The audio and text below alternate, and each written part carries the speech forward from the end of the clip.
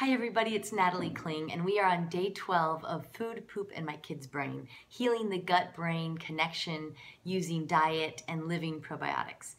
So I wanted to share with you my personal challenge in implementing this protocol. First of all, it is a huge, huge deal to try to remove dairy, gluten, and sugar from your kid's diet. And I do not take it lightly that parents have done it, and they've done it well. And I think we've done it in the last 12 days pretty well. But I think every day there has been something that has been in their diet at very small levels, but it just magnifies to me the challenge of taking all of those things out of your kid's diet. The single most grating question that I hear all day is, "Mom, I'm hungry, what can I have?"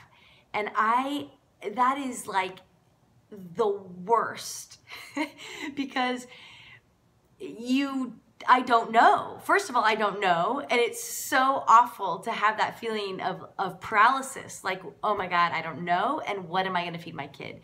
And then all these fears go through my head, like, am I creating this weird relationship psychologically around food for them? I feel like I'm saying no to everything. Are they gonna want everything? So that's a big deal. And then the second thing that came up for me, and this is so amazing that this came up, is that my mentor is Natalia Rose. Natalia Rose is the woman that I learned from 10 years ago on cellular cleansing and deep tissue cleansing in order to create all levels of really health and the ability to thrive in this world in a way that we don't see normally, real extraordinary health. And she posted this post on Facebook, and I'm going to read it to you. It says, "The intestinal flora of the modern man, despite the insistence of health enthusiasts, myself, cannot be replenished by the intake of probiotics in any of their various forms, i.e. concentrated probiotic capsules and fermented foods. Only by the removal of cemented waste matter in the intestine can the garden beneath have a chance of flourishing." So this is so fascinating to me. This is an idea that I believe. It's something that she taught me 10 years ago, that the role in making the body healthy and returning it to balance isn't to put a bunch of healthy foods in.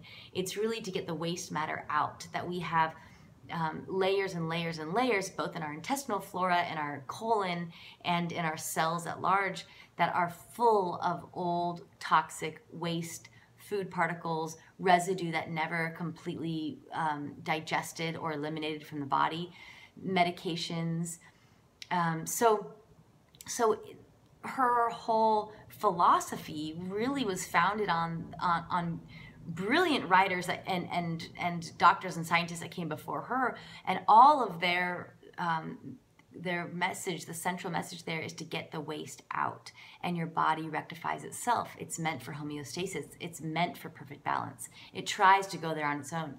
So it's interesting that here I am trying to implement a diet with my children with a ton of meat. First of all, I feel like we have to use meat because we can't have anything else. We can't have fruit, we can't have grains, and so you're really left with veggies and protein. It's a paleo-esque diet. But that meat, the reason I've always avoided meat in the first place was because meat, it takes a lot of energy to digest. It's very difficult to break down in the body. And when we're eating a lot of it, that's thick, dense substance that goes into the body and has to work its way out of the body. But it's dense and it's slow, so it completely slows down the digestive system, which is exactly what we don't want in our bodies. We want free-flowing energy. We want cells communicating. I've done that because with this idea that protein, animal protein, is one of the only things that doesn't feed the yeast, and that in healing the gut and rebalancing the ecosystem, adding some clean, grass-fed, wild-caught fish, and beef, and chicken is a cleaner way to heal the gut. It's part of this protocol. But her Facebook post really made me question that. I always have thought, I mean, I know we know by the China study, this great book by Dr. Campbell, that animal protein significantly impacts the inflammation in our bodies, and most of our chronic diseases are caused by inflammation. So that's another reason we've always avoided meat in our family, but short term, I've been okay with it. But coming back to this idea that Natalia is saying, you know, it's the impacted waste in the body, it's the impacted waste in the colon that's causing the problem, really makes me think, am I doing the right thing?